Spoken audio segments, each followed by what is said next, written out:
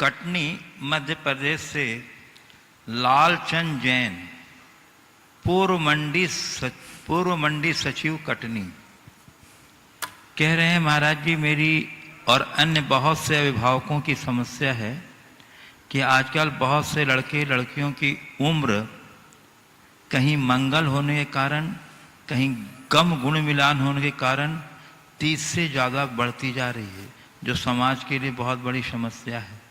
कहीं शादी की बात चल रही होती है और पंडित जी के पास कुंडली मिलान करने और शादी की लगन यानी तारीख पूछने जाते हैं तो पंडित जी कहते हैं इस कुंडली में मंगल है और कम गुण मिलान हो रहा है। लड़के या लड़कों के नक्षत्र तेज हैं, यहाँ शादी करना उचित नहीं है, जिससे कुछ असमझ लड़के लड़की गलत रास्ते पर चले जाते हैं। महाराज जी उक्त संदर्भ में अपना मार्गदर्शन दें। देखिए, मैं तो इस पर बिल्कुल भरोसा नहीं करता। मैंने ऐसे अनेक उदाहरण देखे हैं जिनके 36 गुण मिले हैं और 36 का आंकड़ा है।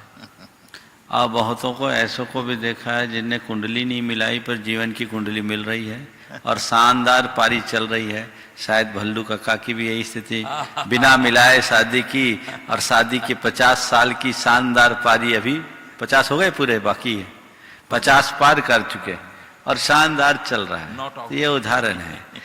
तो कहने और अभी दोनों नॉट आउट है, बढ़िया चल रही। तो ये चीजें हैं, तो इन पर मैं तो विश्वास नहीं करता। अब जिनका मनोबल कमजोर है वो विश्वास करते हैं, उन चक्करों में कई लोगों को मैंने देखा है अच्छे अच्छे संबंधों को छोड़ देते हैं। ये एक प्रकार की कमजोरी है। मेरा मानना है कि आज के दिन में तो जन्म कुंडली प्रासंगिक है ही नहीं।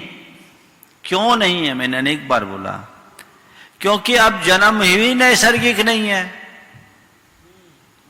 अब तो जन्म बाद में होता, कुंडली पहले बन जाती है, पहले से डायरेक्ट डेट दे देता है, ऑपरेशन से बच्चे होते हैं, तो फिर कुंडली का मतलब क्या?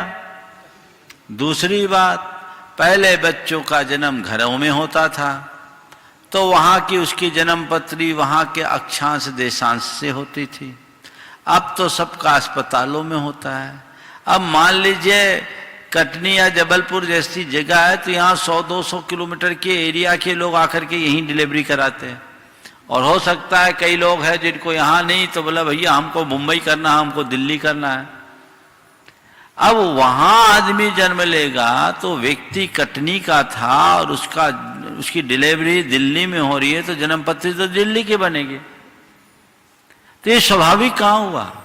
हाँ, कोई व्यक्ति स्वाभाविक तौर से कहीं यात्रा पर जाए और वहां उसका जन्म हो जाए तो वहां से जन्म पत्री बने, कोई दिक्कत नहीं। लेकिन इस तरह अपने चॉइस से ऐसे स्थानों का चयन करना। फिर दूसरी बात, मान लीजिए एक तारीख में, एक दिन में अगर एक शहर में 1000 बच्चों का जन्म हुआ, मान लो 100 बच्चों का भी जन्म हुआ, एक टाइम पर अगर 100 बच्चों का जन्म हुआ है तो 100 का अक्षांश देशांश मिलाकर उनका इष्टकाल निकाला जाएगा तो सबका एक सा बनेगा। अगर उसी टाइम ड्यूरेशन में हुआ है तो सबकी जन्म पत्री एक हो गई।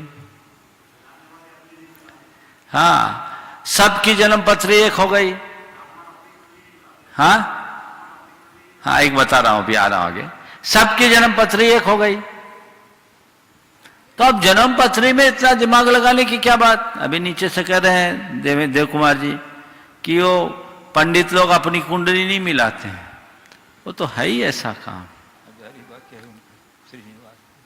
अपनी कुंडली क्यों मिलाए? उनको पता है ज्योतिष है सही, लेकिन अब अप्रासंगिक हो गया। और ये बताओ, कर्म के आगे किसका योग चलता है? रामचंद्र जी का विवाह कितने अच्छे मुहूर्त में किया गया था और विवाह के बाद ही पासा पलट गया। कहाँ है मुहूर्त? सब धरा रह गया। इसलिए कहते हैं कर्म गति तारे ना ही टरे, योगी वशिष्ठ सम ज्ञानी पंडित, बच बच लगन धरी, कर्म गति तारे ना ही टरी। तो इन बातों को हमें ध्यान में रख करके चलना चाहिए और इसी के बल पर अपना क्रम आगे बढ़ाना चाहिए, तभी हमारा सब कुछ करना सार्थक होगा। जिनका मनोबल कमजोर है वो ऐसे ही इंतजार करते रहें। मैं हमेशा कहता हूँ कुंडली मत मिलाओ, मेंटल वाइब्रेशन मिलना चाहिए।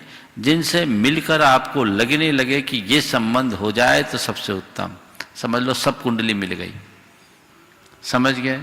वेवलेंथ मिलनी चाहिए, तब आप अपने जीवन को ज़्यादा सफल और समर्थ बना सकेंगे।